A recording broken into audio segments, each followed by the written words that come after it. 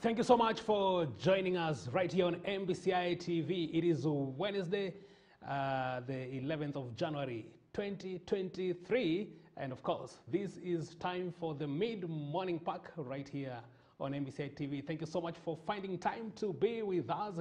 As you know, this is your weekly show where we look at a number of those issues that are actually pertaining to the society, current affairs, and everything in between. And thank you so much. We want to invite you and also to promise you a very captivating conversation on some of the issues that have actually been hitting the headlines in the course of this week, and also looking at what we are looking forward to. It's still in the early days of the year, and we are following on what the government is actually doing and the plans that the government is having to ensure that the economy of this particular nation is enhanced. And Kagi, my co-host, is together with me. How are you?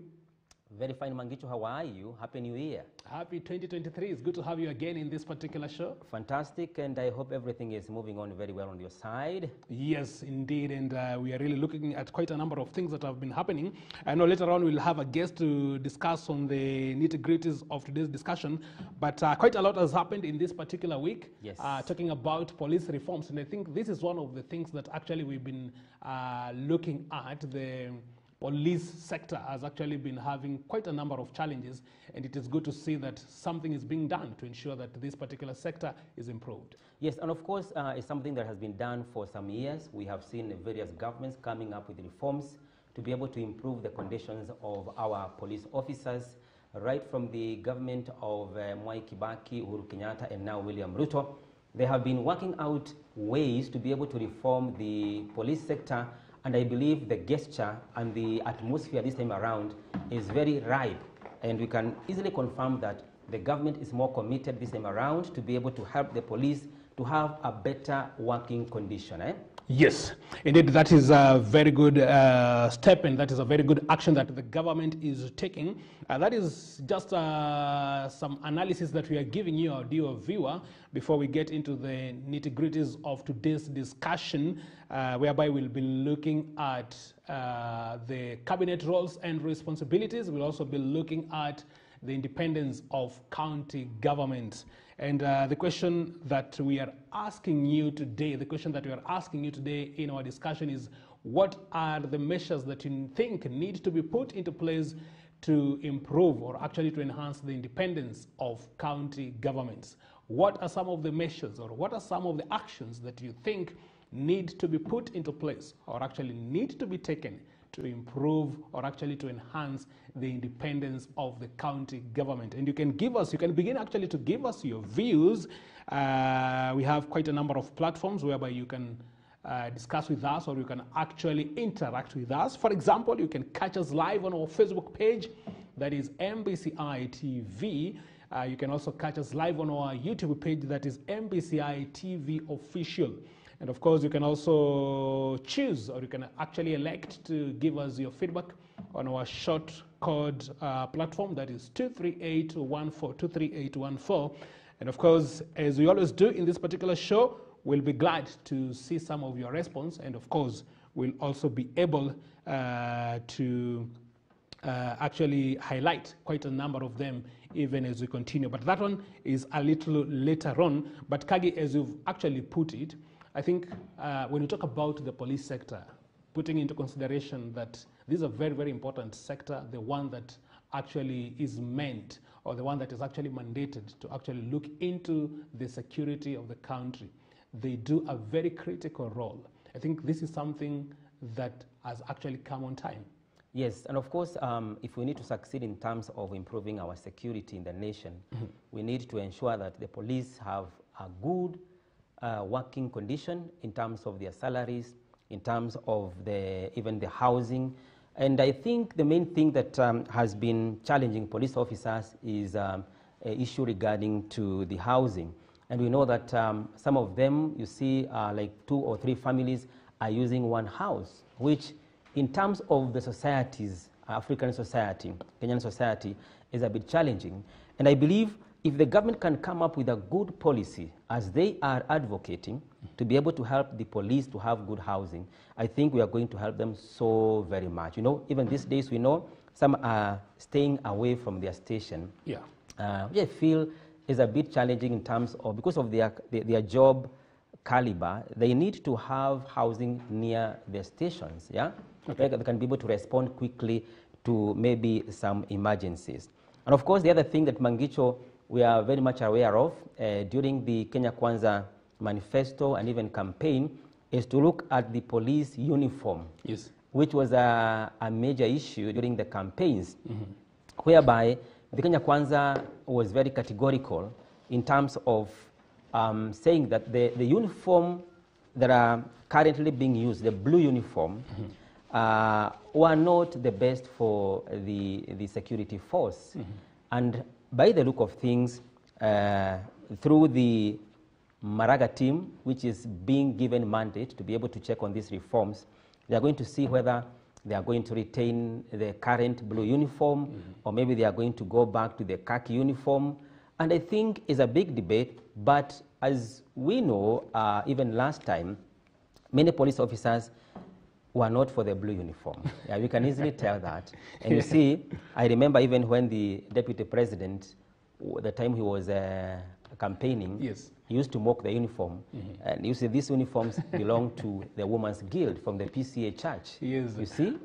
And I don't know what is the big deal about, is it just the color, or maybe does it really, is it a big deal when you talk about maybe the color of the uniform per se? Does it really, does it have to bring a lot of debate? Does it have to draw a lot of attention in the country as far as maybe the kind of uniform that they need to put on? Because as you've said, it actually brought a lot of debate in terms of, but then it also points to maybe what are some of the factors, or what are some of the issues that need to be put into consideration maybe before a particular step is taken, or maybe before a particular action is taken. Like, for example, one would want to ask who were the decision makers? What are some of the processes that maybe were put into place before the decision for the blue uniform to be brought was taken? What are some of those decisions that were made? What are who was consulted? What are some of the policies that maybe were supposed maybe to be put into place? But I think maybe that is something that really needs to be put into consideration. Yes, and as you are asking, the big question is, what informed the government of that time to be able to change uniforms from the popular grayish uniform to the current blue uniform? Yeah. And I'm asking my question every day. Now, because they are wearing blue uniform, what has really changed from the previous uniform to the current uniform? Number one, I think it is more expensive to the country to be able to provide uniform for the thousands and thousands of police officers, while yet they need other serious issues to be addressed, issues of housing, issues of salary. I think uniform was not a priority because the uniforms that they used to wear, I think they didn't have any problem. There were no complaints. Yeah. And I think, as you've put it, some of the most important things that need to be looked into, like, for example, housing. We know most of the police officers across the country have been living in dilapidated conditions. Some of the conditions actually very pathetic.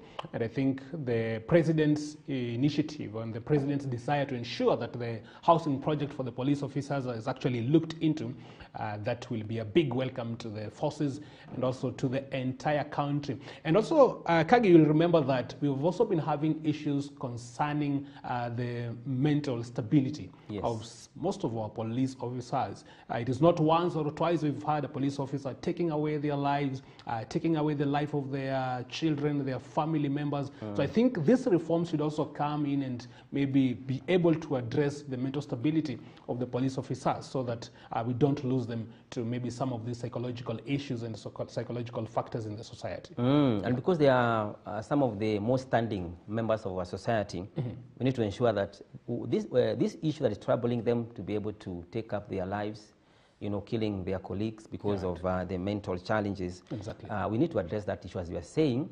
And one of the issues is regarding their salaries. Sure. Right? And if you can be able to manage their salaries, that could be number one. Number two, also their operations, daily operations. I think they really affect them. The security forces is very disciplined. Right. And sometimes you may not hear them coming out to express themselves or maybe to complain.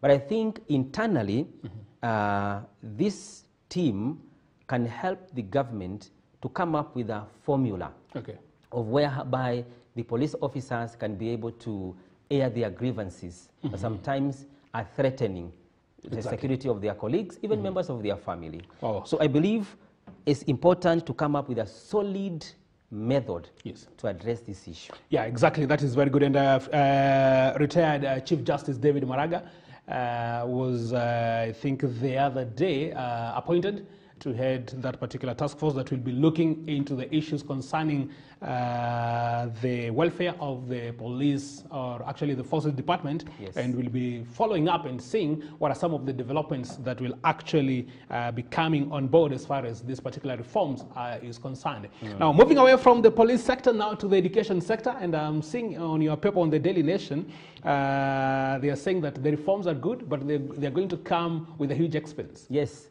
635 billion shillings for us to be able to succeed in transformation of the new education sector. And the education sector is another very critical sector in the society, actually. Very true. I believe this one affects the entire country. We're talking about each and everyone being affected at one particular point or another.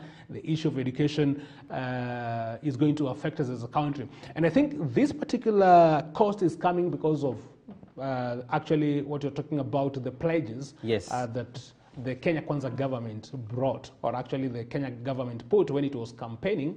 Remember, it talked about employing, I think, approximately 116,000 teachers in within 2 financial years. That is not a joke. Yes, and I also think they want to improve the capacity of the schools, especially for the day schools. You know, the government has a plan to abolish boarding schools. So one of the things they are doing is to ensure that through this transformation, they can be able to transform schools to day schools. They need to build more capacity in our maybe high school or primary day schools to be able to help in the transformation of this education sector. And also, we know they need also to create syllabus, bring more teachers, you know. Those things are very critical in transforming our education sector. Now, I think the main challenge is, Mangicho, these reforms are coming at a time when it had already started. And there's no point of going back. They have no choice. They need to use money. Children must go to school. The train has already left the station. So they're in a very awkward situation whereby they cannot go back to the previous system. They need to push the current system. Parents are waiting, students are waiting, and there is no opportunity for failing, right? And of course, this is also the season whereby we are also expecting the beginning of what you can call maybe the studying or actually the coursework now for the junior secondary. And this is something that maybe most people are not aware how maybe it is going to happen. We know that the government has to put into place mechanisms like maybe the building of laboratories. That is very important, ensuring that maybe there is sufficient classes to ensure that the junior secondary is actually successful. So I think there is actually need, and maybe the Cabinet Secretary for Education plus other technocrats in this particular sector, or actually in this particular area, they'll have to dig deep and actually to pull up their socks and burn the midnight oil to ensure that they advise on maybe where this particular money will come from, to ensure that these pledges are actually fulfilled, because we know education is paramount for the country. And finally, one more thing regarding the reforms is that the government is very keen on maybe introducing the school feeding program, especially in our primary schools. We know many areas in the country is experiencing hunger, and I believe one of the ways to be able to contain students in school is to ensure that there is a proper feeding program, which is very expensive. And you see, beyond feeding the school children, the government is also feeding other members of the public. So this budget was not there. It must be included, because there are some areas, if you don't feed children while in school, then expectation is they're not going to come to school the following day, right? So I think they have around 9.5 billion Yes. for the school feeding program. You're reminding me during the days of our primary school. I don't know whether you were there. We used to have the Nyayo milk. Did you experience this kind? Yes. In fact, I was there, and it was one of my favorite days in life. Yes. I used to really wait for, I think it was on Monday, I think on... 3 days a week? Or yes, Wednesday and Friday. Yes. And I used to really work out ways to go home with that milk, to get together with ugali. Exactly. and they would actually be sufficient. They would actually make one to be satisfied. Yeah. Once you got a packet or two, there was no need even for you. So I think when you're talking about the feeding program, that is very critical. Quite a number of maybe pupils, maybe students are coming from families which cannot even maybe be able to afford 3 meals a day. Very true. So when you have a plan like this to ensure that the pupils who are going to schools are actually fed, they are given food, they're given something to supplement, that would actually come in handy and to actually boost this particular sector. I think some of the other things that actually have been trending in the course of this particular week, we've seen, and this is one of the topics that we're actually even going to discuss with our guest today, but maybe we can just highlight it briefly before we bring him on board. We've seen the president restructuring his government. Does it really have to do with maybe the responsibilities, or is it a matter of, because the debate is maybe, and I think we talked about this again last time, is there a competition between the deputy president and actually maybe the prime cabinet secretary, that is Deputy President Rigathi Gachagua, and the cabinet secretary Musalia Mudavadi? Is it a situation whereby maybe the president really wants to make sure that all those who supported him are satisfied and they are given some roles to ensure that maybe they are not going maybe to feel they've been left out, or they've been taken advantage of? Or is it a matter of there is quite a lot that needs to be done in the country? I think maybe following what the deputy president went through when he was deputy president, I think it has informed them seriously to be able to manage these positions, especially the position of a deputy president. And now that we have a more solid position of the prime cabinet secretary, it's good to, out of what he has experienced, to have a more organized way of running the government. Because if he leaves it open, it is going to create more crisis. It is going to create more power struggle between the deputy president and the prime cabinet secretary. And also, I think restructuring it in this way, because I don't want to go to details because we are handling it as a discussion this morning, it's good to have it because like now, if you see the way the DP and the county government of Nairobi's CEO, they are behaving, it can easily tell you there is a disconnect between the operations of the executive and the county governments. Of course, it's in the constitution, but something is coming up here. Like I was reading the newspaper in the morning, and the DP was telling the county governments, since I'm in charge of maybe managing or maybe coordinating the national government and the county governments, I have the powers to be able to somehow tell you what you can do, right? So I think it's important to have a structured way of doing government. And maybe the big question is it being done in the right manner? All right? And question number 2, does it mean when any president comes or takes the government, he can restructure the government whichever way he or she feels like? It's a big question through the court orders. Exactly, and I think we'll get into the details, into the heart and to the soul of this particular subject.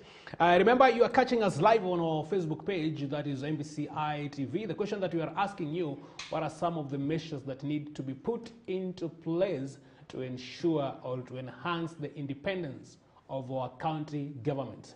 You can give us your feedback on our Facebook page, that is MBCI TV, and also on our YouTube page, that is MBCI TV Official. You can also use our short code platform, that is 23814.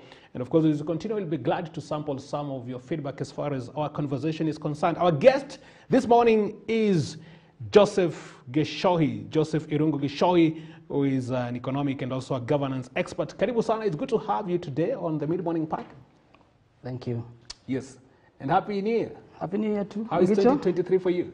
2023 is okay for me. I'm glad. Okay. I thank God for seeing this new year.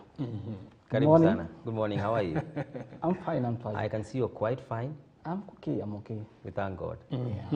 And before Bwana we get into the areas that we're going to discuss, but of course with Kagi we've pinpointed the issue about police reforms and the education reforms. Maybe you have a point or two on the same.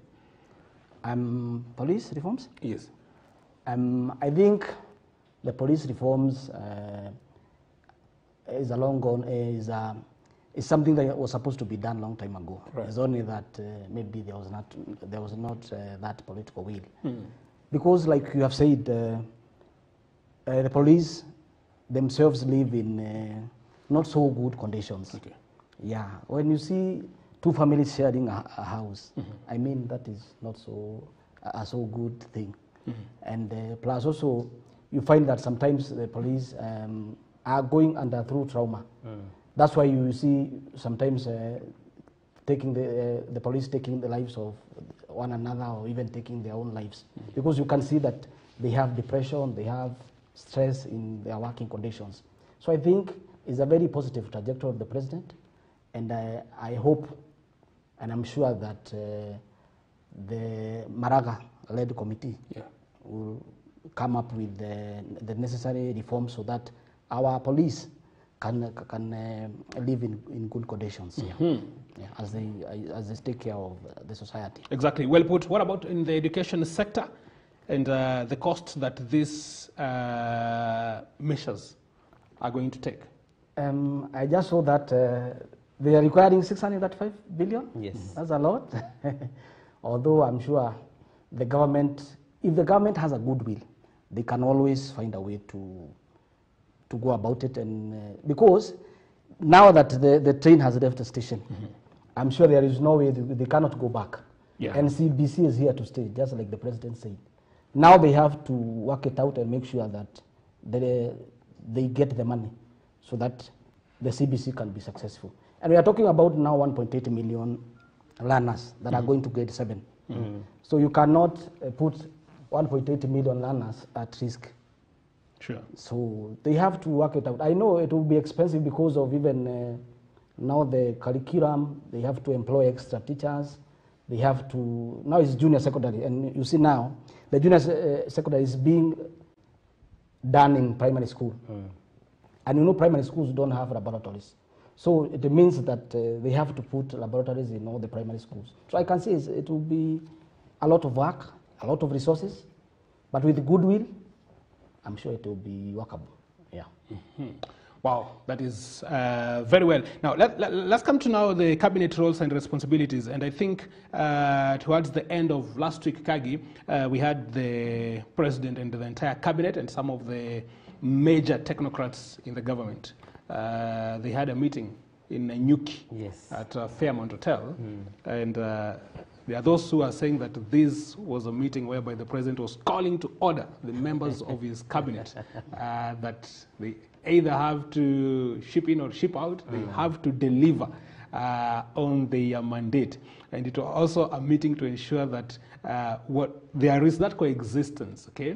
There are those who have been saying that the cabinet secretaries and some of the main people in the government, they've been contradicting themselves. What stood out for you as far as this particular meeting was concerned? Yeah, it was one of the meetings that I really followed strictly to be able to understand how the president is planning to do the government.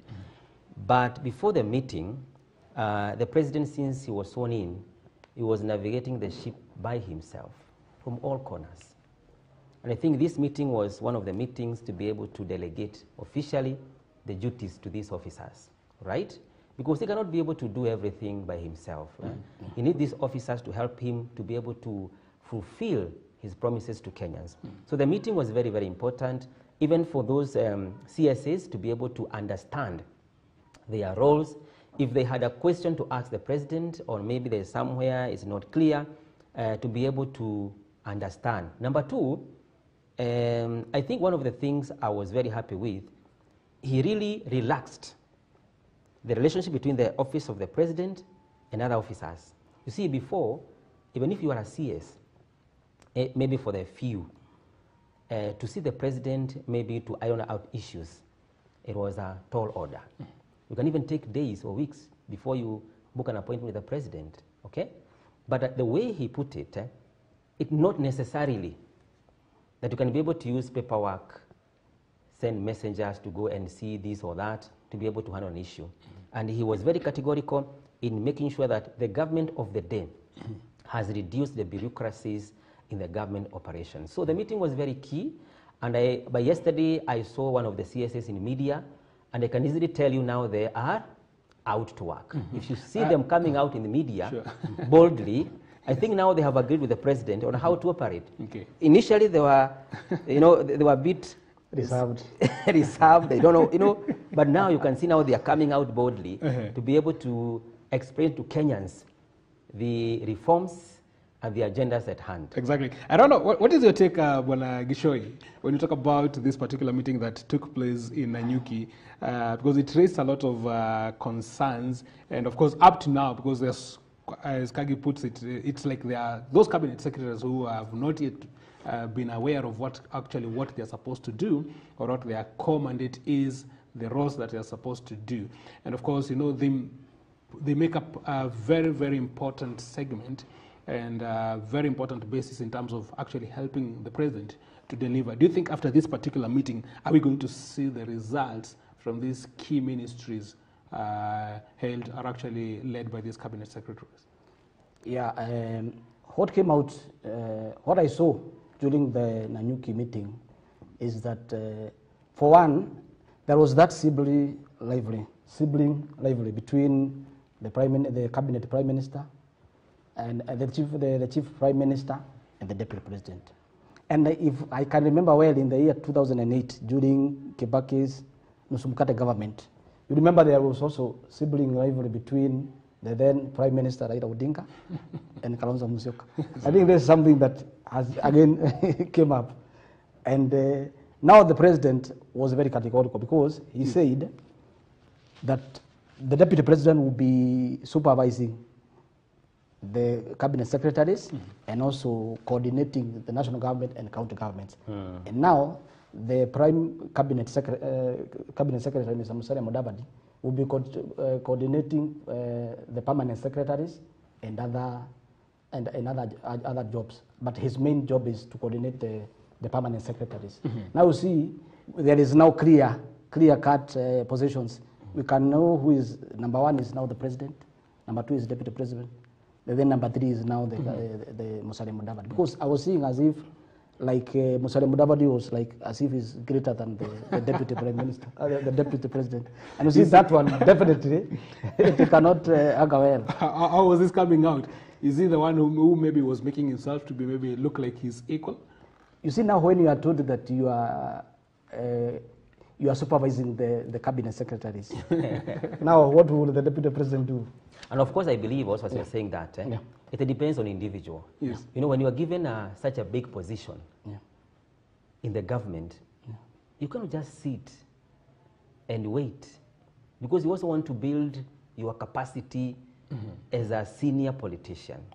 And I believe, Mr. Gesho, if you agree with me, I believe in this stage we may not be able to see more, but I think where we are heading to, more is going to come between the deputy president and the prime cabinet secretary, Mr. Mudavadi. Because they are, if you look at the way they have been arranged, they seem to be at par. Yeah. Yeah? Yes. Is it true? It's not earlier, coming out, earlier but it was true. It was like that, but now, since now the the permanent secretaries are answerable to the cabinet secretary. The permanent secretary is answerable to the cabinet secretary, and now the cabinet secretaries are now answerable to the deputy president. The difference between the Musalia Mudavadi and DP Gachagua is that the DP is deputizing the president. In that one, I think there's no similarity. But in terms of sharing the roles... Kagi, my director is telling us we can take a short break at this particular point, then we can come back. I know we still have more as far as that particular debate is concerned. You're still watching the Mid-Morning Pack. MBCI Television, transforming lives. Do you desire to attain your divine destiny and serve God's purpose for your life? You can do so by your daily devotionals using inspired materials that has been written prayerfully for the benefit of the body of Christ. Apostle John Kimani William has published the 2023 edition of Nuggets of Destiny.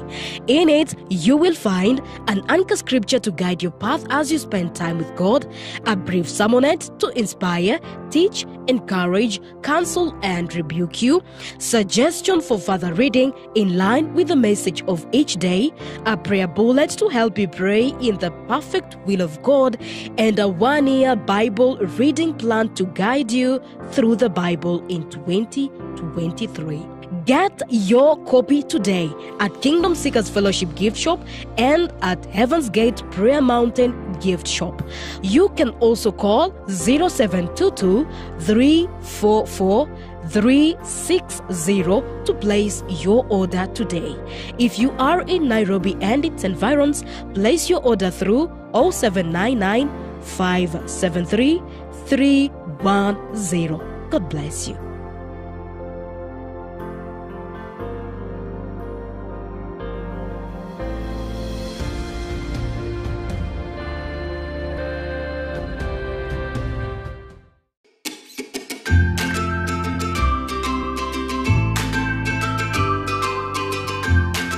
Tunaenda kutengeneza pork chops.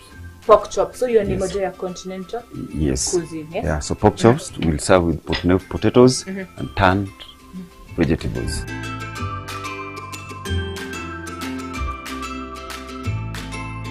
So after this, baada ya ku half blanch, tunachoma sasa kwa mafuta direct. Yes.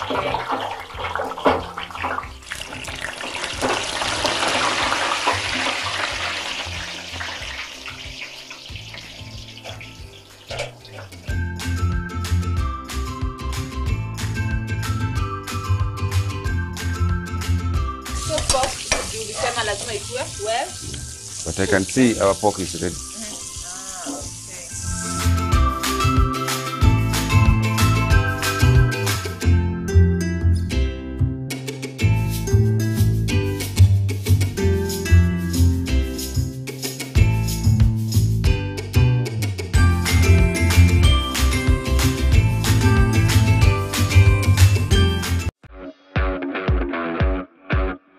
My name is Margaret. I am a parent here at Grace Star Academy. I have two kids. I have Christine Wairimo in PP2 and Emmanuel Ngeny in grade 3. I've been here for 2 years, and this is the best place. This is the best school to bring your kids because my children are always excited, happy for everything that is going on here. So here, our kids get balanced diet, and above all, we have brought them here to learn. We have the best teachers ever. Actually, we have graduates with masters, degrees, and diplomas. So you're most welcome to bring your kids here to get the best thing, to expose them to the world and get the best result that you cannot even imagine. Welcome.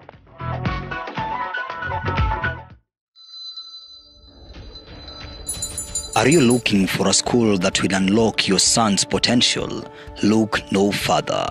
Achievers Boys High School Choka is the answer for you. We empower the boy child with passion. Located in a cool, serene environment on the windward side of Mount Kenya, near Chuka University. The school is built on strong Christian values, providing a fostering, friendly environment to enable the boy child acquire favorable character and academic excellence. Achievers Boys High School is equipped with modern facilities, spacious classrooms and dormitories, science and computer laboratories. Achievers Boys High School offers building construction, agriculture and foreign languages to equip the learners with practical skills. The school is also run and managed by educational experts, which guarantees that your son's future is secure and in good hands. 2023 Form 1 intake is ongoing.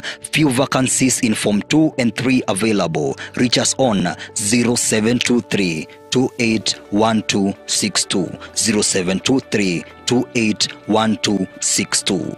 Achievers Boys High School, embracing excellence and honor. MBCI Television, transforming lives.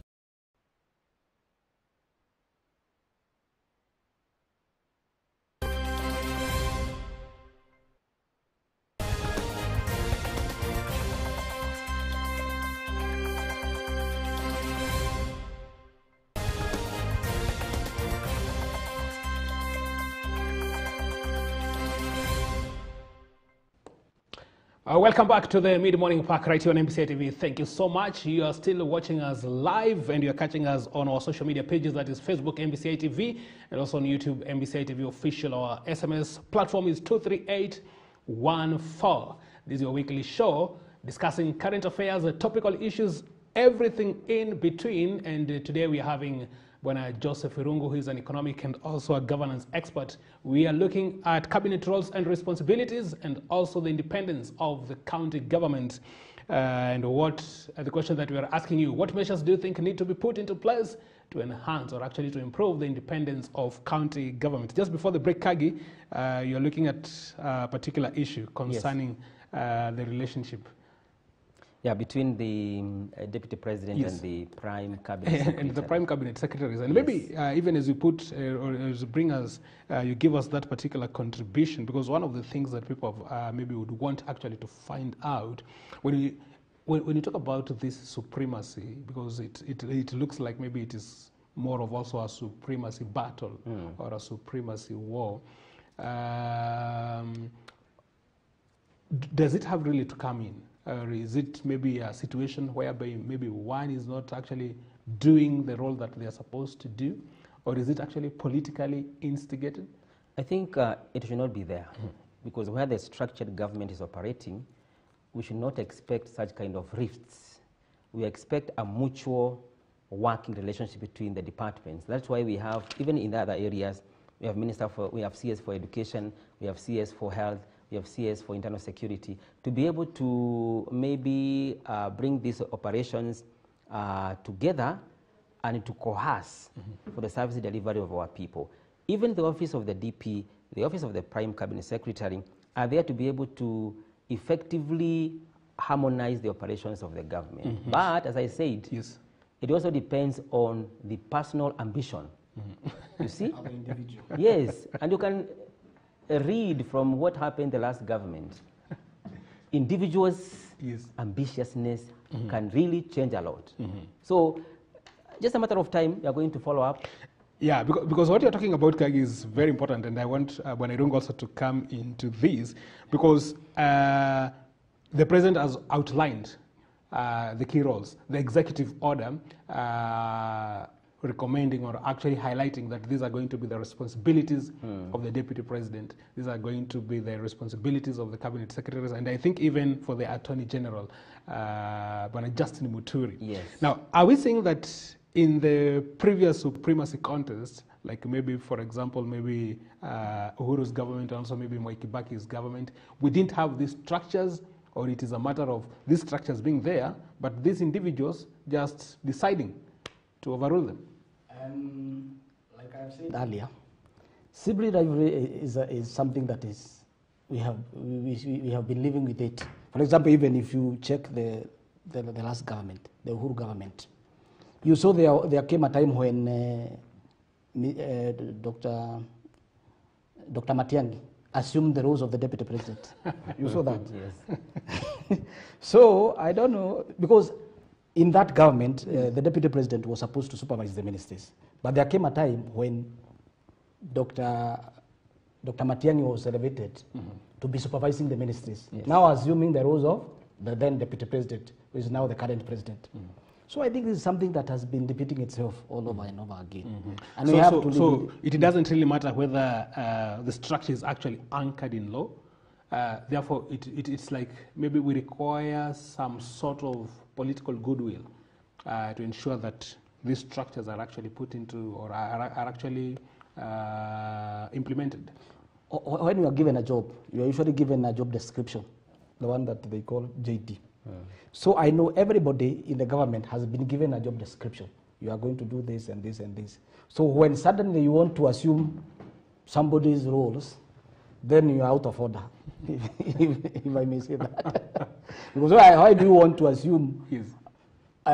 like now, is the maybe most of the times at home, Okay. is the duty of the wife to maybe cook, clean the children, and those kind of things. Although they are saying things have changed nowadays. Yeah, somehow, but traditionally, and how it has been, those are roles of a woman. So when you suddenly you go home and start cooking, and then even the children will start thinking, hey, what's happening? Yeah. Why is our father cooking? Why is our father cleaning the house? You see? So in each and every organization or institution, there are clear-cut roles for each and every person. And like now in Nanyuki, I saw the president saying now, the deputy president roles is this and this and this. The prime cabinet secretary roles are this and this and this. So that at least they could maybe minimize or stop the sibling rivalry. Because Kagi, even as you bring your point, there is something that you've highlighted that talking about person's person's ambition. So when you're talking about these one's person's ambitions, are we talking about these ambitions interfering maybe with someone else's? For example, talking about Musalia Mudavadi's ambitions, would those ambitions now maybe lead him to interfere maybe with the functions and maybe the roles of the Deputy President Rigathi Gachagua? Correct. Or vice versa? Yes, it's like employing a person in your business to manage your business. Yeah. But the first day that person lands in your business is really working hard to open his own company. So his mind is not really in your company to help you grow. He's thinking in the next 5 years or maybe in the next 3 years, I want to have my own company, which is okay. But how does he do it? It's good to have it, but are you doing it out of good faith, right? So you cannot stop anybody's ambition, Wangicho. You cannot stop anybody's ambition. But that ambition should not, should not affect the operations of what you are doing, right? Yeah, because this time round is actually like maybe the government or maybe the president is determined to ensure that for this particular time, this government works for the electorate, works for Kenyans. Very true. Until maybe when we near 2027, when we'll hit back the road with campaigns. Yeah. Very true. So what happens if he realizes that maybe one of those he has appointed maybe to undertake a duty or two are violating that particular order? Do you think he's going to is going to retire them? Before Mr. Gishoi responds, Yes. I think the way this country has really grown in terms of politically, there are some people you can just wish them away. You know, we have very strong politicians.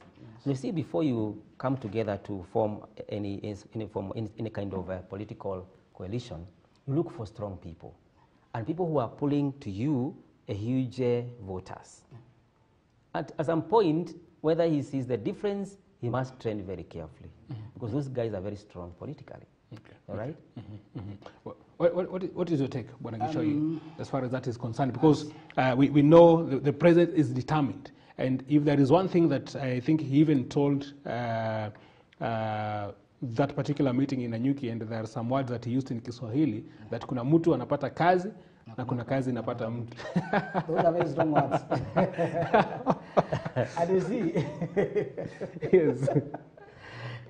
Sometimes back when I was in class, Yes. we were taught psychology. And they were saying when somebody is talking, don't listen to what they are saying because maybe you know it. Yes. Listen to what they are not talking. Exactly. So when somebody tells you that kuna mtu amepata kazi na kuna kazi imepata mtu, you know the president was not mincing his words. Because he said you don't have, there is no leisure time in his government. He said if you don't perform in one ministry, he shall not transfer you to another ministry. He's going to retire you. That's what he said in his own words. Yes. I'm not going to keep on changing. You go to maybe Ministry of Interior, you don't perform, I take you to Ministry of Immigration or Ministry of Gender. No. He said if you can't perform in one ministry, even the other one you will not be able. So what I'll do is that I'll just retire you and then allow you to just rest so that I can. Because what I know is that the president must deliver these 5 years because he wants to be re-elected. Yes. The president is sitting on a platform, he must deliver. There is no shortcut. So what is your crystal ball telling you? Are there some cabinet secretaries that are going to face I'm expecting. As soon as this year? Maybe not this year.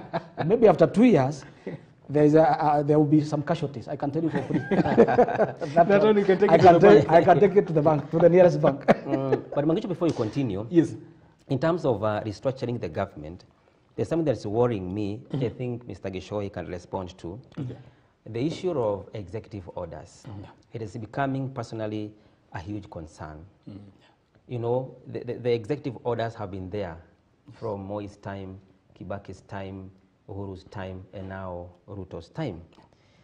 But my own observation, these executive orders need to be managed in the Constitution. Okay. Yes. Because if they are not managed, they are going to be maybe misused by the president. Yeah. And I'm seeing a scenario whereby if you don't countercheck the executive orders in our Constitution, then the president can really run the government solely, away from the judiciary, away from the executive, and even away from the legislature because of the executive orders. Do you feel, Mr. Gishohi, that the president is really overdoing the executive orders? And are you seeing any danger? Because every morning we hear about today's executive orders in the Kenya Gazette. Is it in order? I can say that it is not in order, because if the president can be left too much, I mean, if the executive orders become too much, they now go out of the way, because they will now overrule. The president can do anything, and which, of course, we don't want that, because I believe that this country is governed by the rule of law, and we have a constitution. But sometimes the president, like now, that issue of chief cabinet secretary, you know, it's not in the constitution. It's an executive order. However, maybe I know, maybe they put it in the constitution, maybe. However, I would not also wish the president to be issuing them over and over again, because they can be misused, and you don't want to go that way. Yeah, you see now the prime CS is having some sweeping powers through executive order, as compared to the DP, who is having some office through the constitution. And I think that is a very good point, because even as we talk about that Kagi, because and also Bwana Ruben, Bwana Joseph Gishoi, when you're looking at it, for example, when you're talking about these executive orders vis-a-vis the constitution, which one overrides the other one? Because I think the constitution is the constitution is the supreme rule of land. Yes. And the country is governed by the rule of law and the constitution. And that's why even when the president is being sworn in, he has to be given a constitution. So that even when he's being sworn in, he says he will run the government through the constitution. So the constitution is the supreme rule of the land. And my feeling is that, Mangicho and Gishohi, is that we should have serious talk and discussion regarding to some legal reforms in our country. Because, for example, if we don't manage the government operations legally, it can be mismanaged. Now, we need also to come out with, for example, we have a number of ministries the government can have. There are 21? 21, yeah. Isn't it? That's a good number, legal framework to manage the government. I feel we should go deeper to be able to come up with the kind of ministries that can be able to help our nation. You get it? Yes. The powers of the deputy president should be in the constitution. The job of DP should be in the constitution. If we want to have the executive, the prime cabinet secretary, it should be in a constitution. In terms of that position, prime cabinet secretary, if we are not agreeing with the position of a prime minister, right? If we want to have a minister of education, then we should, in our constitution, we should have these ministries in our constitution. And then you can be able to add more departments in those ministries.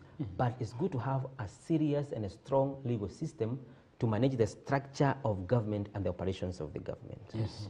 That's a very valid point, because you're also looking at it in terms of at what particular point do we therefore maybe bring, and maybe some of these executive orders are also coming maybe with a political baggage, because now this is a promise that you made during a campaign. This is a person that stood with you, and of course now that you've taken the government, you've got to put you've got to put them somewhere. But then now, where you put them, looking at it in relation to what the Constitution says, and even maybe somebody would also want to find out, maybe even the roles that maybe you've given them initially, who was overseeing those particular roles.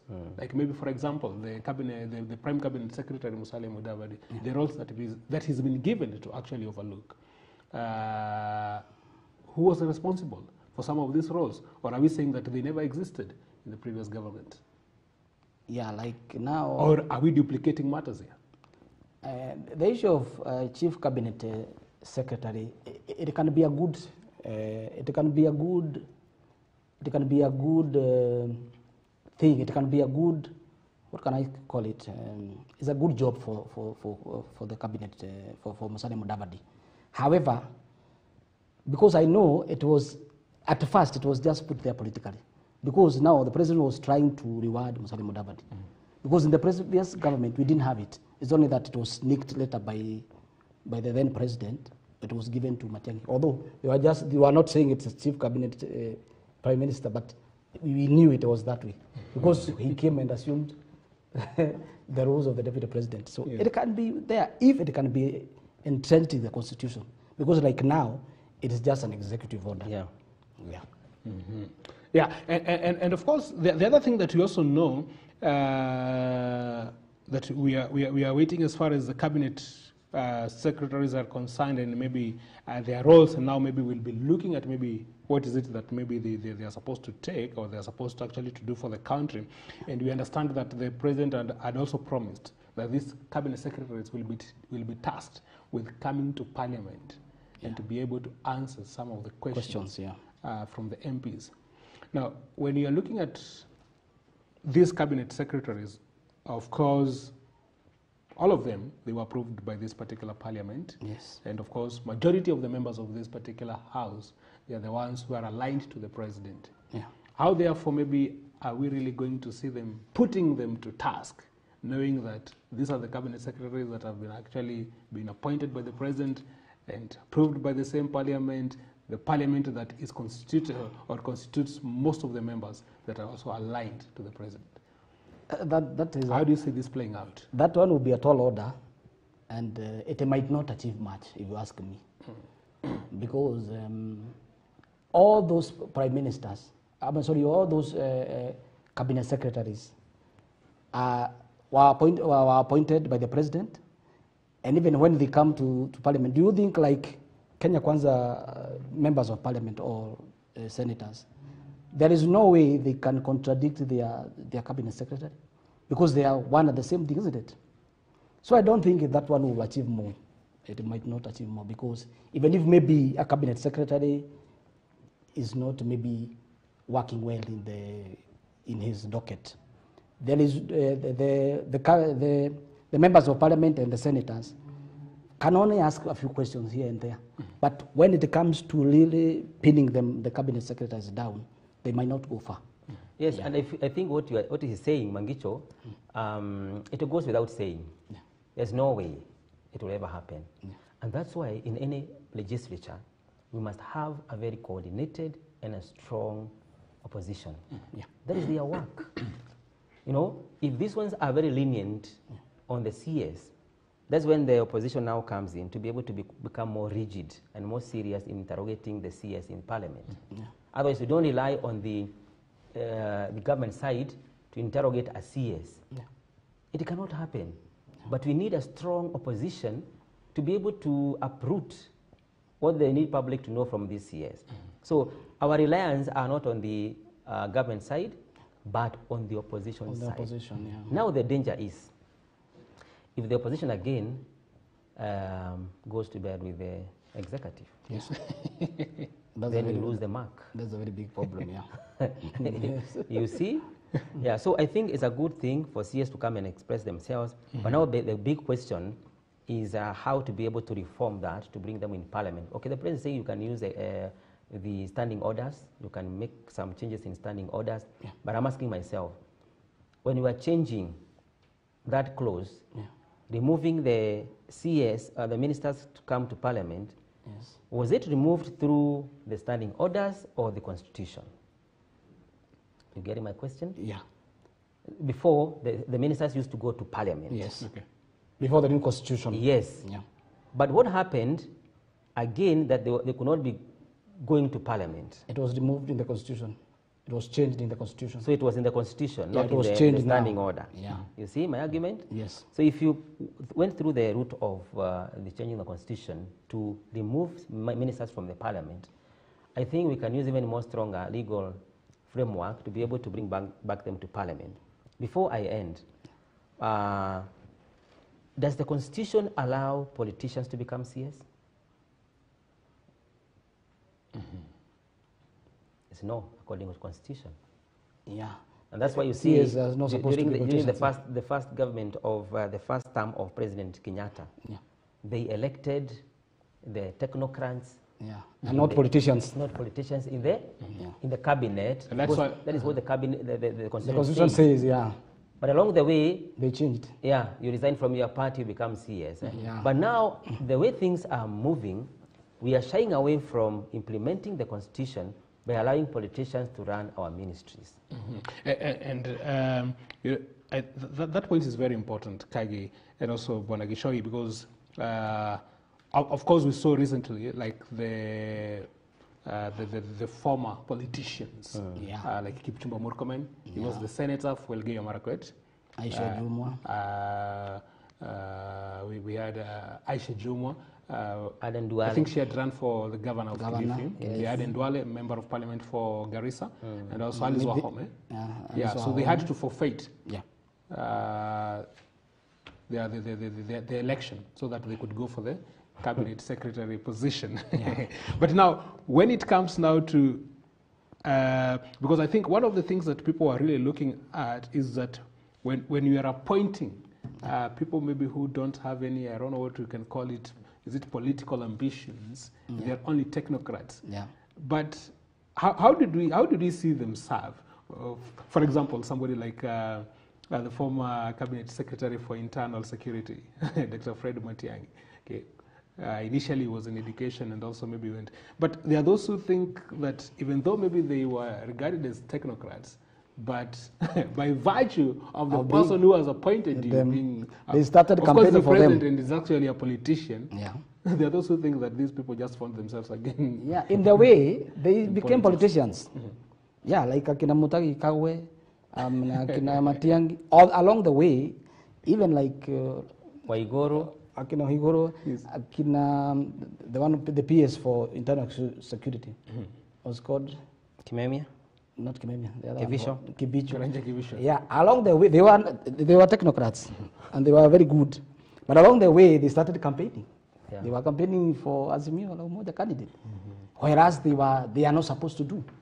So I think also. So is it really absolutely? Are we saying it's absolutely difficult to have a cabinet secretary who's not political in any way, in a particular way? In any particular? There are some that are not like the minister for the cabinet secretary for education. I've never seen him talk about politics. The former, he was called Professor Magoha. Professor, I have never heard him talking about politics. He was so much disciplined. Have you ever heard him talking politics? No. And we want such kind of people. You do the work that you have been given. And be neutral. Don't talk about politics. Just do. You are minister, cabinet secretary for education. Do that. The work you have been given. Leave politics aside. So therefore, maybe as we wind up on this particular area, so that we can get into the independence of our county governments, how as a nation, therefore, how will the Kenya voter put these cabinet secretaries into accountability? How can they be held into account? for the common mwananchi or for, Yes. for the electorate, the common mwananchi or the electorate only wants results. If like now you are cabinet secretary for agriculture, you just want to see the farmers being facilitated to grow their crops, get fertilizers at affordable rate, get seeds affordable rate, those kind of things. We don't want shortcut, or we don't want the farmers and the Kenyans. They only want results. For example, you are the cabinet secretary for interior, and we are seeing a lot of insecurity nowadays. Every day, somebody is kidnapped, somebody is killed, 1,000 head of cattle is stolen. Well, I mean, we like there's a French saying that says, a tiger does not display its tigritude, it pounces. That is to mean, a tiger does not show you that I am a tiger, look at my clothes. It does work, it pounces to the prey, you see. Now even like the cabinet secretaries we have, like Akina the Minister for Interior, there is no, talking too much in television may not work. We want to see you silencing the guns in Marakwet, Samburu, Lamu. When we find that there is security, there are no, people are not being killed and maimed, animals are not being stolen, that's when we know, hey, we have a cabinet secretary. But when you are always talking on television, and maybe little work, you know, like sometimes back he was in the cabinet secretary for interior, or he's in Samburu, and as he was addressing the crowd, guns or being shot, just like 2 kilometers from where he was. I think, I don't know if it is intimidation, I don't know what. To show you are talking here, and then just like a kilometer from where he was. Yes. I think we need to see more being done. So, and also Bonagisho, and maybe also Kage, you can contribute on these. So, what are some of the things, or what are therefore some of the? Of course, we are waiting to see the results. Yeah. But of course, these results will also come from the manner in which maybe they are going to operate, the way in which maybe they are going to do things. So, there is a way maybe in which we know the previous cabinet did its operations, the Uhuru's cabinet, maybe the Kibaki's cabinet, the Moi's cabinet. So even as we wait for the results, therefore, how different are they going to do things this time round? If we are going to say that, and the Ruto cabinet has actually delivered to Kenyans. If I may maybe take on before Kage speaks, during Kibaki's government, we had a cabinet secretary for interior, Mr. Michuki. You all remember him. You remember there was a time at Mount Elgon, there was a lot of insecurity. There were some criminal gangs, Sabaot land defense. Led by one gangster used to be called Matakwe. Matakwe, yeah. He's now deceased. When Michuki went there, he said, you are the ones who are terrorizing people. You will not be hearing about Sabaot land defense. And sure, today we don't hear about them. They were all killed. They were all flushed out and killed. So I want to see a Mr. Michuki in Professor Kindiki. I would want to see, because Michuki was a hands-on person. You hardly see him talking television. Yeah. But he was underground, he was doing a lot until now. Hey, unaulizaga tu kuna kuwaga na Sabaot land defense. You don't hear about it. You also saw how he dealt with the Mungiki menace during that time. Yes. So we want farm people. We want them to stand and be counted. And at least when we hear the silence, the guns in Marakwet, Samburu, in Lamu, there are no guns again. The criminal, because sometimes I tend to think the government is too lenient to criminals. You say about the human rights of the criminals. When the criminals are killing innocent people, don't those innocent people have human rights? So you cannot say that we want tuwabembeleze, tuwashike, tuwapeleke kotini, whereas they are killing people. And plus another thing, when we take these criminals to court, they are usually given bail. Bunapea mtu bail, mtu mwenye anaua mtu, you release him, and then he goes and kills other people, so that he can compensate for the money you collected from him for bail. Yeah, I think we should be firm, and the government should be firm. If it is eliminating them, so be it, because they are also eliminating innocent Kenyans. Yeah. I think, Mangicho, yes. The issue of BCS is, I want to compare the two between the Moi's, not Moi, but between, yes, the Moi's cabinet and the Kibaki's cabinet. in Kibaki's cabinet is whereby we saw for the first time the ministers are working with a lot of powers and freedom to work. And that's why you could see Mr. Mishuki could be able to authoritatively run the Interior Ministry without hitches, because he had powers he was supposed to do. The president has released him to do the job. Moi's time, it was different. The ministers didn't have that freedom to do their job. The president is the one who really used to run the ministries behind the scene. The CSs or the ministers was coming to rubber stamp most of the things. Yeah. Even the president could call the ministry and direct issues. The minister is not aware. He could use Moi's time, he could use PSs to run the ministry without knowledge of the minister. Now, when you come to Uhuru's tenure... And before you come to Uhuru's tenure, I'm also remembering that during Moi's time, that is when the ministers would be fired. During nighttime news, 1 o'clock news. You're having in the TV the president and talking about the ministry before even you go to the next petrol station to refill your car. Yes. You're You've been fired. sacked, yeah. You're called. Yes. Or you just find that maybe your bodyguards are no longer there. Yeah. And you're Yeah, they could leave you. They could tell you, maybe you are traveling from Kericho, going to Nairobi, and then the vehicle stops. Then you are told, police are light, and then they leave you there. Yeah. There. So you make your own arrangements. You make arrangements to go back to Nairobi. Yeah. Your vehicle has gone, your driver, your bodyguard, they go back to Nairobi. So we have some reforms. Yes. We are very grand on that, but the operations are different. But I can see the Uhuru's and Ruto's CSs are being run almost the same. Okay. But the difference is in Ruto's regime, you can see because the president has put the bar too high, Very high, yeah.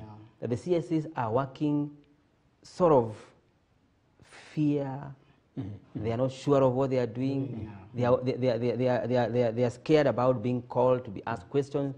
And the current CS must be very knowledgeable on how the government is operating. Yes. You have to have your ministry hands-on, right? Yeah. So I think that is where the problem is. So they don't have that power as expected to be able to run the ministries. Okay. It's not written.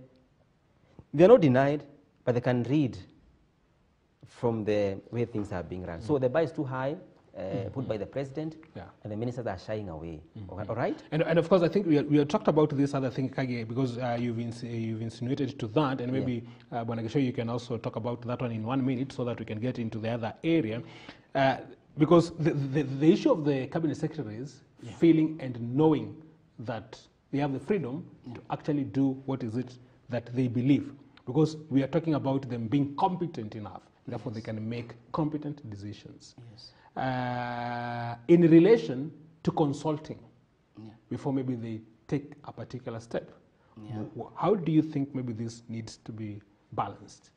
Consultation versus making competent decisions on their own. Yeah, when the president was in Anyuken with the government employees, I remember the president said that there is no, it is good to ask. If there's something you are not conversant with, you have been given that opportunity of consulting. And you have my number. Yeah, that's what he said. He said you can consult anytime. Yes. I'll always respond to your question. So I think, although also I want, maybe let us give them the benefit of doubt. Let us not maybe crucify them right now, because they've just started.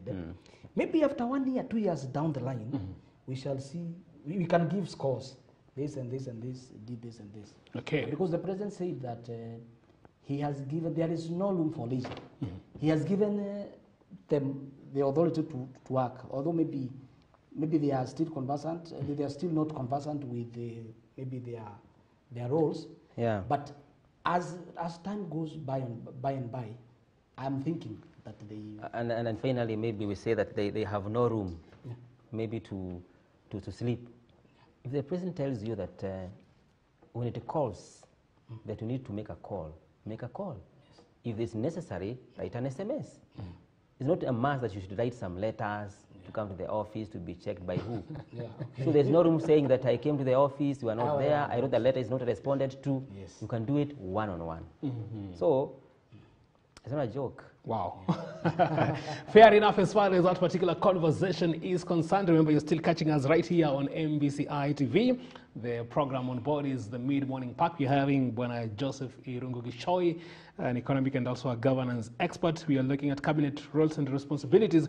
Now, we want to look at another topic. Continue giving us your feedback on 23814 and also on our Facebook page, that is MBCI TV. Thank you so much for all those that are tuned. And also on our YouTube page, that is MBCI TV Official. Now, coming back to the other topic, that is independence of our county governments. So far, what's happening in our county governments, Bwana Gishoi? So far, so good. The county governments are still have already now started their work, although there are some hiccups in, like, according to some, like here in Nakuru County, you saw we had issues with the courts, and right now is when the county government is in Malindi. They are now doing their induction. You see, other county governments started their work, but ours, because of the court cases, because of the there, push and forth in the court. Yeah, they are lagging behind, and maybe that's why we have not seen a lot of activities in Nakuru County. But so far so good. The counties are now trying to plan the house in order so that maybe they can work for the common because actually because what you've mentioned, and maybe Kagi, you can also come into this when we are looking at the independence and also maybe how the county governments can make independent decisions. There are those who are feeling that there is so much interference with the running of the affairs of the county governments. Even a case example in Nakuru, when talking about the issue of the CEOs and what was actually being done in the court, the CECs and so on and so forth. So because of a lot of outside interference. Another case example is what we've been seeing in Nairobi, between again the deputy president and also the governor, Sakaja. And the deputy president actually coming to announce that one of his roles is actually to look at the county government, and that he has a responsibility. So when you are looking at this in terms of the national government and also the county governments and how these are supposed to relate in a manner that at the end of the day will have mwananchi benefiting. Yes. So number one, we are very much aware that the Constitution has given us two governments. That is the national government and the county governments. And each government has its own CEO. The president runs the national government and the governor runs the county government. If you look at the structure of the national government, it's the same as the structure of the county government. The president has his own executive, the governor has his own or her own executive. Each government has a legislative arm. When you go to the structure of the new government, so it is not the arm of government, we have legislature. When you come to the county government, it has its own legislature, right? Yes. And therefore, the Constitution has really put a very big distinction between the operations of the national government and the operations of the county government. And I feel it is not right, because if the people are not careful, Mangicho, they are going to be drawn into a very big trap where the executive or the national government is managing or whipping the county governments. For example, what Gachagua is saying, that he has been given some executive mandate by the president to help the coordination between the national government and the county government, because they should work together, isn't it? Yes. When it comes to the issue of budget, they must work together. But now, working together does not mean that you whip the county governments. So what the deputy president is saying, that I have the powers to whip the county governments, I think it is not adding up. We are denying the county governments the freedom to be able to operate. My thinking and my observation is, if the national government want to manage the affairs of the county government, is only in one line, whereby the national government, which is being led by the Kenya Kwanza, can whip its governors in terms of, you are governors from our own party.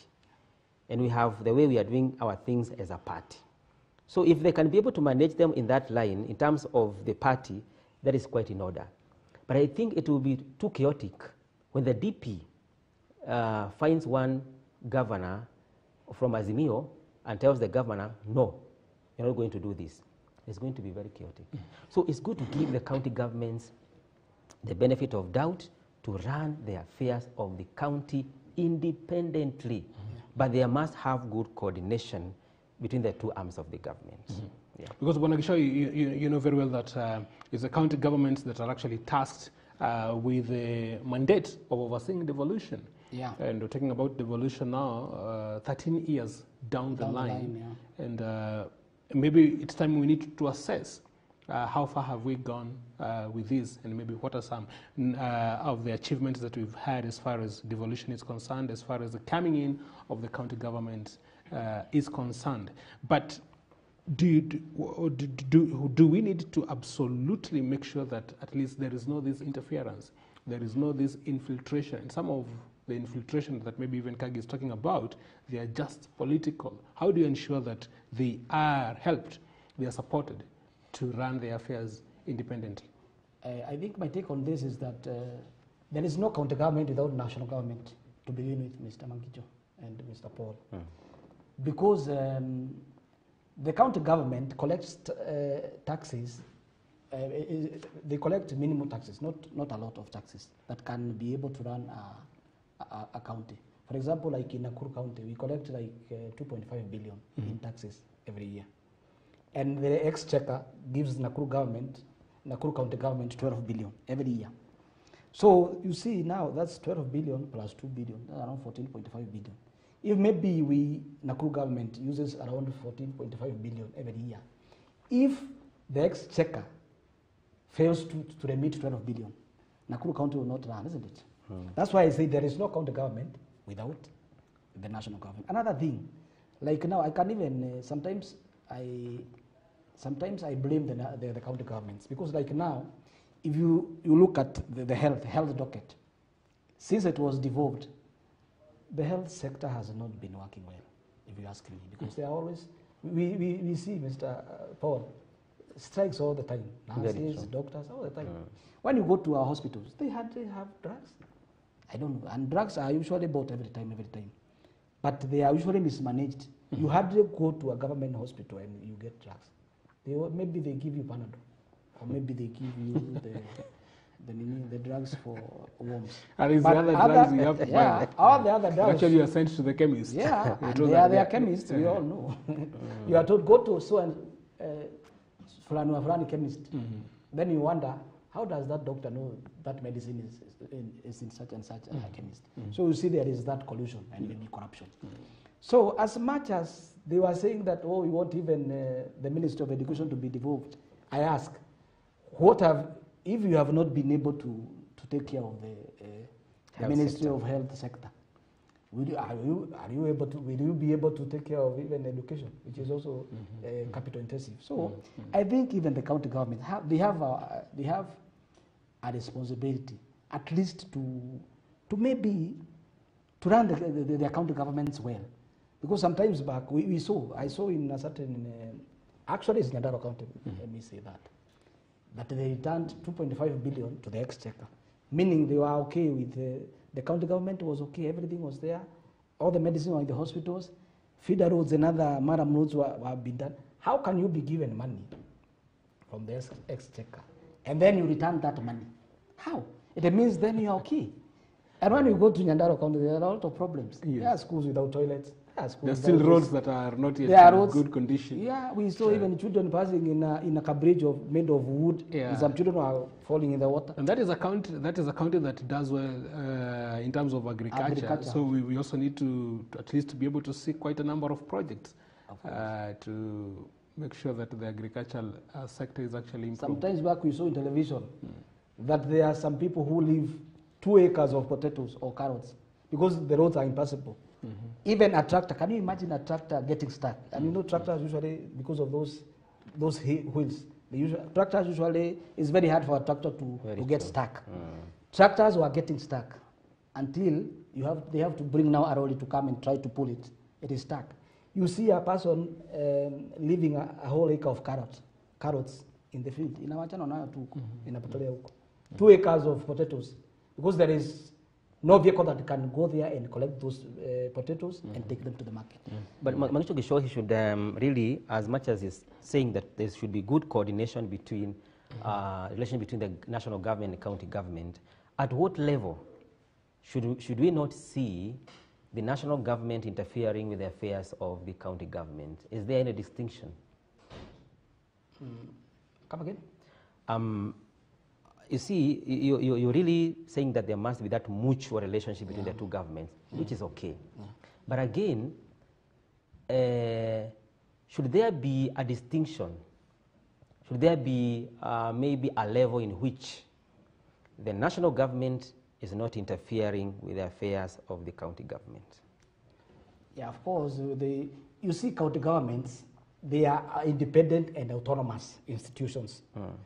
So the national government should, as per se, not interfere. However, it is the duty of the national government and maybe the governor now, when you see that you have problems like that issue of Nyandarua County, at least put sense in the national government. Look, we are losing resources in the farms. Sometimes back we saw milk was being poured. You saw in television. They are pouring milk in liters. Yes. 100 liters, 500 liters. They are pouring down. Vehicles cannot be able to collect the milk. Where the milk is, to where the milk is supposed to be taken, it's impossible unless you go there with a helicopter. So I think such kind of an issue, the government should raise that issue with the national government. Tell them, hey, look, we are wasting resources. So can you assist us? And I think if the government has goodwill, they can do it. And what level should then the national government not interfere? You know, with that one is very okay. Yeah. But sometimes I feel there are some situations where the government should allow the counties run their affairs. Is there a level in which they should not maybe query what the governor is doing? And actually, that's another area, Kage, because it reminds me of the situation that maybe we've found ourselves previously, because most of these governors, in one way or another, there are critics who think that they are held hostage by their political parties. When talking about the political parties, also looking at the political leaders in the hierarchy of these particular parties. And that maybe even before maybe they take a particular step, maybe before they take a particular action, they have maybe also to find out, or maybe they have also to inquire. Okay. And maybe some of the steps, again, that maybe they take, like for example, right now, there is the debate about maybe these Azimio governors.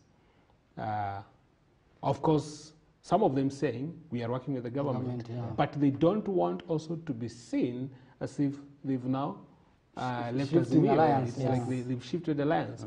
So that one, in a particular way, maybe it might affect them and maybe how they are supposed to work. Again, if they maybe don't seem, or maybe if they don't look like maybe they are working or they're relating well with the government, is there a way in which maybe their counties will be affected? Are there goodies that maybe they are not going to get because maybe there is that perception, they are being perceived to be on the other side? Yeah, maybe I can chip in on that. During the last government, we saw there were some counties that the exchequer, the money coming from the exchequer to the county governments were delayed. We saw that. Of course, that was political. So you find that some counties have been given their share, the yearly share. And then you find that there are some counties, maybe the ones that were not dancing to the tune of the then government, you find them, their money is being delayed 2 months, 3 months, 4 months. And then you find that they can't pay salaries. It was chaotic. On the other hand, also I can also add, sometimes the county governments sabotage the national government. For example, I can give you an example that I saw in the newspapers. There was a stadium that was supposed to be constructed in Mombasa County. And during that time, the relationship between the governor then and the president then were very frosty. Do you know where they were supposed to start constructing the stadium?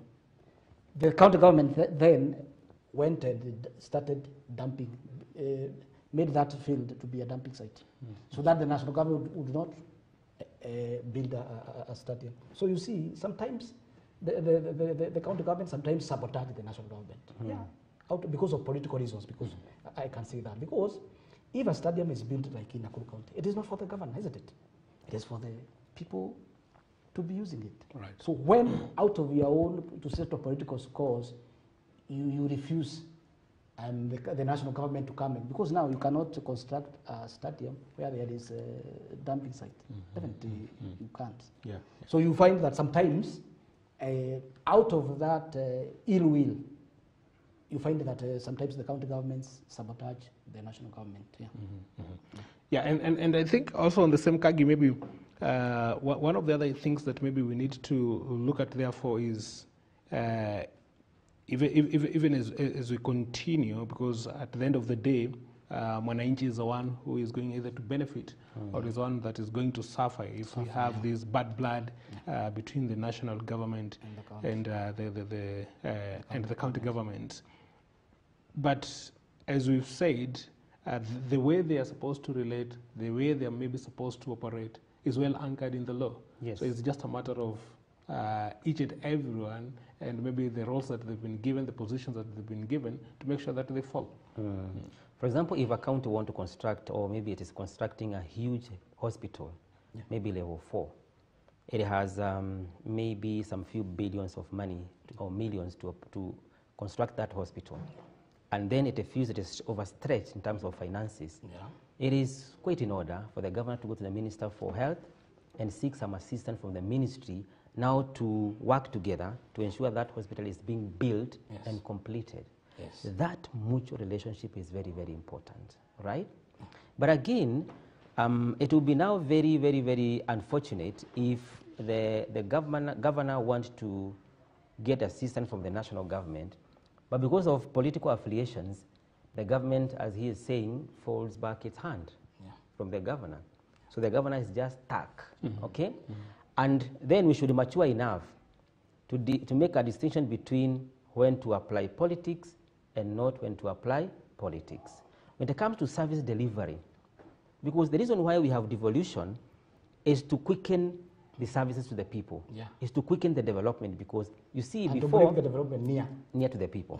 That's why before we had devolution, the government was solely relied in every village to do development, and it took a long time. But now we have the national government, it has its own share of operations. We have the county government, it knows its own operations as per constitution in terms of development. When you go to the constituency, we have the NGCDF. It has the same mandate, okay? So I feel that this relationship should be independence, as we are saying, the government to respect the county governments or devolution, but they should all build up a good relationship to be able to work for the sake of the common Mwananchi. And I love the way President is doing, that he is saying we want to work with county governments. If we can be able to build on that Mangicho, I feel this is the first time devolution is going to propel development in our country in a very, very fast way. Yeah, because the agenda is one. The agenda is one. Yeah, regardless of which county government, regardless of which particular governor, and also the governors, regardless of maybe the parties in which maybe they have been elected into office, putting into consideration, giving priority matters to do with the development. Okay? They should not, if, for example, there are those who are perceived to be coming from the opposition, they should not feel shy of working with the government, because at in one way or another, they'll need the support of the national government. But one more challenge that is there, as much as the president is working so hard to create a culture of county government working with the national government, there is a new culture that is coming up, whereby the governors and the MCAs are having a very bad start, right? You see the issue of Meru County. It was a bad example.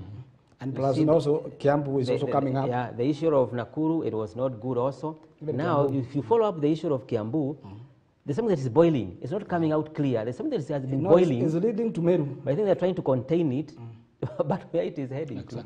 It's heading to Meru way. It is not good. You see, the government is ready to work with the county governments to be able to quicken development. But again, there's a huge problem internally within the county, whereby the governor is not in good terms with the MCAs. And we need to understand why is it happening. Yes, and you've raised a very important point, because looking at what really happened, like that scenario in Meru, because one would actually just say that was time wastage. Because at the end of the day, you've come up with this impeachment process that has gone up to Senate only for the Senate to quash it and say that it was not in good faith, and then now you're coming back again to zero. When we're having all these push and forth, it basically means we are not having development. Yeah. And Plus, now we are also paying the senators who are the committee. They are being paid. Yes. Each senator. Allowances. Yeah, allowances, maybe like 10,000 per day. Every time they are coming to that meeting. So you see, we are even wasting resources for nothing. Yeah. Plus, maybe if I can add on what Paul has said, the president was very categorical and told all the governors, look for land. We are going to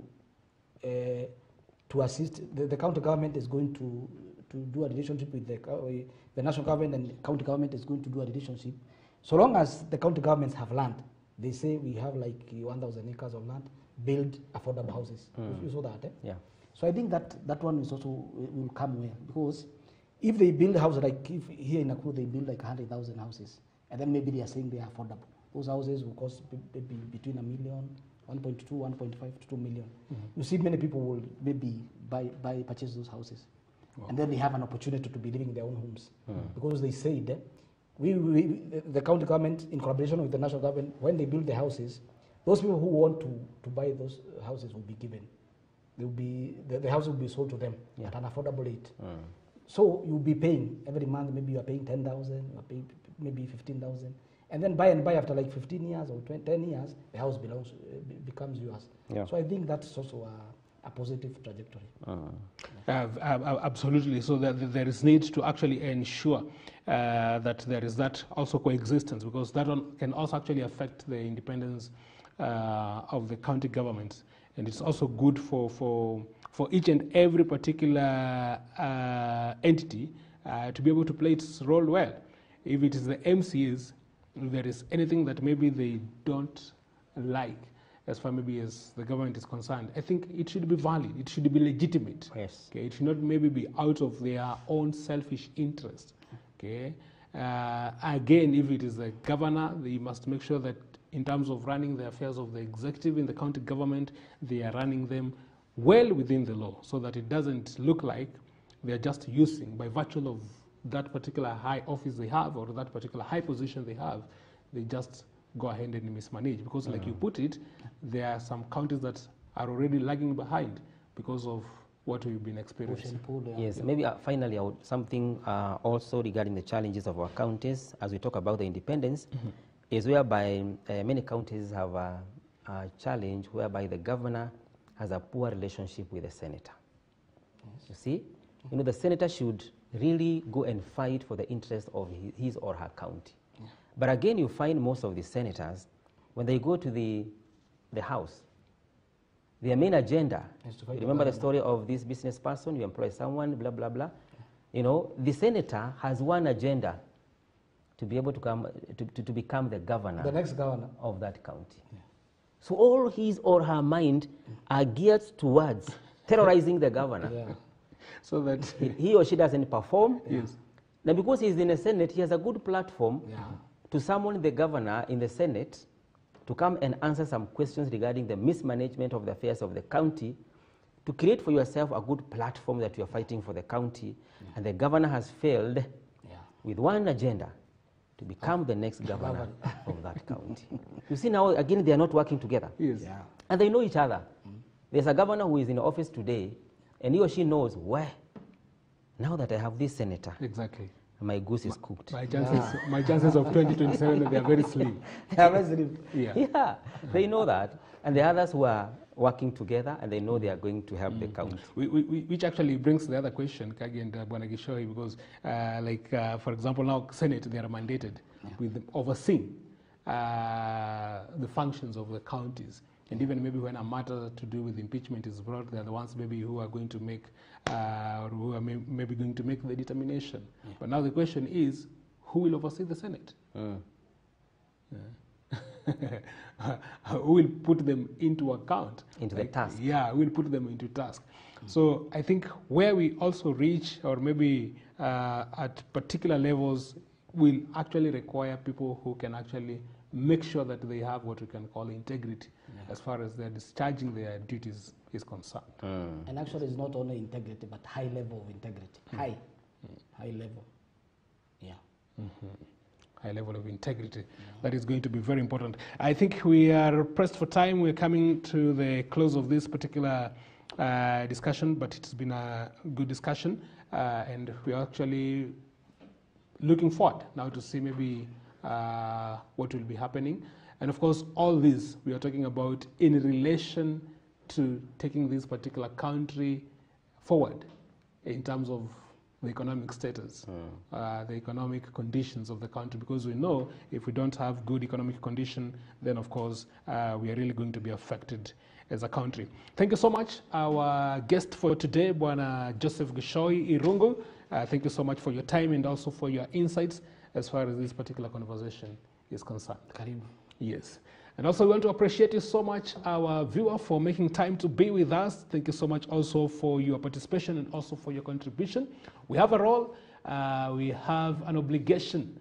You also, as a voter, as a mwananchi, to make sure that you follow up, that you put the government that we've put into place into account, so that at the end of the 5 years, we can actually be able to say that we've seen the results and the fruits of the government that we elected.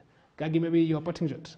Yes, I want to thank you so very much for finding time to be able to listen and maybe follow what you're saying in the program this afternoon.